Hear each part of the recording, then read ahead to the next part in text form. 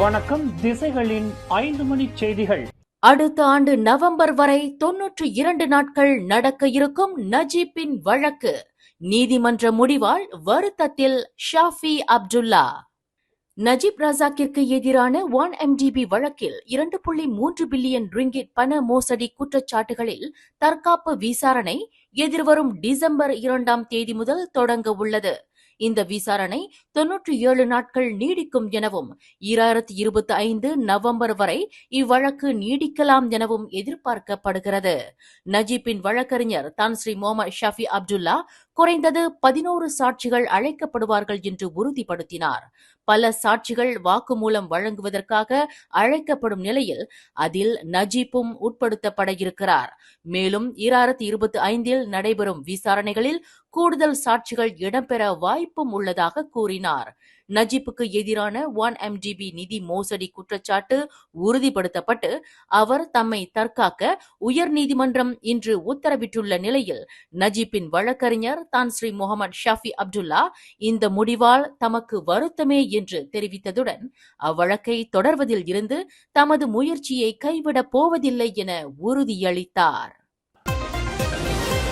Najib வழக்கில் கொலலும்பூர் உயர் நீதிமன்றம் அவருக்கு தற்காப்பு வாதங்களை முன்வைக்க உத்தரவிட்டுள்ளதே தவிர குற்றவாளி என இன்னும் முடிவாகவில்லை என்றே பொருள்படுகிறது என்று அம்னோ தலைவர் ஜயித் ஹமீடி குறிப்பிட்டுள்ளார்.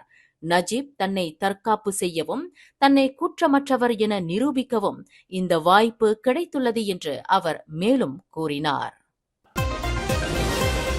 I invite all of you to come and celebrate the festivity with us at the Ministry's Deepavali Open House this 31st of October. More details to come through, but until then, Deepavali Vartakal.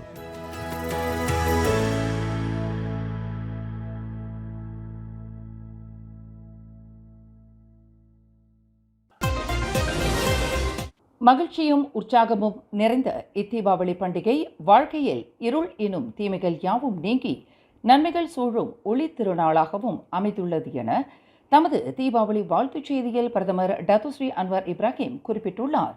பல்வேறு கலாச்சாரங்களை கொண்ட மலேசிய மக்களிடையே புரிந்துணர்வையும் மதிப்பையும் வளர்க்க வேண்டியது அவசியம் என கூறிய அவர் இந்நன்னாளில் இன ஒற்றுமையை வளர்த்து பொதுவான நிலைப்பாட்டை கண்டறிந்து துன்பத்தில் வாழ்பவர்களுக்கு உதவும் மனப்பான்மையை மேலோங்க செய்ய வேண்டும் என்றார். எனவே இந்த தீபாவளி திருநாள் புத்துணர்வுடனும் தூய சிந்தனையுடனும் கொண்டாடப்படுவதோடு அனைத்து மக்களின் வாழ்க்கை தரமும் உயர்த்தப்பட வேண்டும் என்று எதிர்பார்க்கிறேன் என்றார். உயர்கல்வி பயிலும் மாணவர்கள் இன்று தொடங்கி டிசம்பர் 31 வரையில் 100 ரிங்கிட் மதிப்பிலான புத்தக பற்றுச்சீட்டினை பெற விண்ணப்பிக்கலாம் என உயர்கல்வி அமைச்சு தெரிவித்துள்ளது. அவ்விண்ணப்பம் இன்று காலை 10 மணிக்கு தொடங்கி இருப்பதாகவும் மை சிஸ்வா பிளேஸ் இணைய பக்கத்தில் விண்ணப்பத்தை சமர்ப்பிக்கலாம் எனவும் அமைச்சு குறிப்பிட்டது. இவ்வாண்டு மார்ச் மாதம் 31ஆம் தேதிக்கு முன்னர் அமைச்சின் கீழ் பதிந்து கொண்டு உயர்கல்வி நிலையங்களில் பயின்று வரும் 1 மில்லியனுக்கும் மேலான மாணவர்கள் இத்திட்டத்தின் வழி பயன்பெறுவர். தீபாவளியை முன்னிட்டு நடப்பில் இருக்கும் விழாக்கால விலை கட்டுப்பாட்டினை பின்பற்றாத 6 வியாபாரிகள் மீது உள்நாட்டு வாணிபம் வாழ்க்கை செலவின அமைச்சு நடவடிக்கை எடுத்துள்ளது. இதுகுறித்து தகவல் தெரிவித்த துணை அமைச்சர் ஃபவுசியா சாலே 942 பரிசோதனைகள் நடத்தப்பட்டு 440 ரிங்கிட் மதிப்பிலான பொருட்கள் பறிமுதல் செய்யப்பட்டதுடன் 900 ரிங்கிட் அபராதம் விதிக்கப்பட்டதாகவும் தெரிவித்தார்.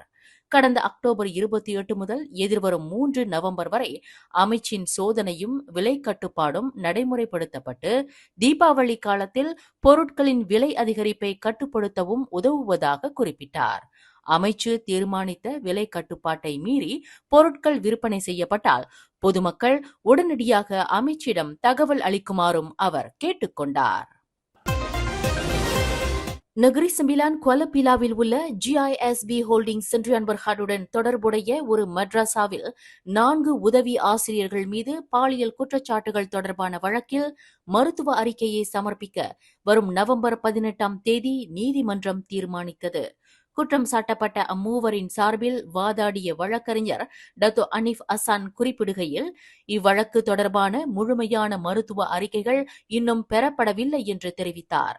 நீதிபதி டத்தின் சுரிதாபுடின் இந்த வழக்கில் முழுமையான மருத்துவ அறிக்கையை சமர்ப்பிக்க நவம்பர் 18ஆம் தேதியை முடிவு செய்தார்.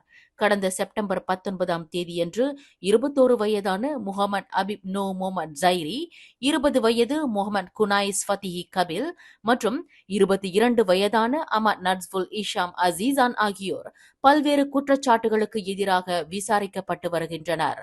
அவர்கள் 2022 முதல் 2023 வரை கொலபிலாவில் உள்ள மத்ராசாவில் 9 முதல் 11 வயதுடைய 5 சிறுவர்களுக்கு எதிராக பாலியல் குற்றங்களை புரிந்ததாக குற்றம் சாட்டப்பட்டனர். ஆனால் அவர்கள் அனைவரும் அக்குற்றச்சாட்டுகளை மறுத்தனர். ஒவ்வொருவரும் 12,000 ரிங்கிட் ஜாமீனில் விடுவிக்கப்பட்டுள்ளனர். பேரா மாநிலம் SPM, STPM, ஸ்தாம் ஆகிய முக்கிய தேர்வை எழுதவிருக்கும் மாணவர்களுக்கு பந்துவான் மகனான் பர்ச்சும டியூஷன் செகு சரான் எனும் TCS இலவச உணவு திட்டம் மூலம் 3.42 மில்லியன் ரிங்கிட் நிதியை ஒதுக்கியுள்ளது. இதனை பேரா மாநில முதல்வர் டத்தோஸ்ரீ சாரானி முகமது தெரிவித்துள்ளார். இந்த திட்டம் 27,432 மாணவர்களுக்கு இலவச மதிய உணவை வழங்க உதவுகிறது. இதன் மதிப்பு நாள் ஒன்றுக்கு 5 ரிங்கிட் ஆகும். இது அவர்களின் கவனத்தை அதிகரித்து தேர்வுக்கு சிறப்பாக தயாராக உதவுகிறது என்றார். மேலும் செய்திகளை தெரிந்து கொள்ள கீழே இருக்கும் பெல் பட்டனை அழுத்துங்கள். உங்கள் மகிழ்ச்சியை வெளிப்படுத்த லைக் மற்றும் ஷேர் செய்யுங்கள். தொடர்ந்து திசைகளோடு இணைந்திருக்க சப்ஸ்கிரைப் செய்யுங்கள்.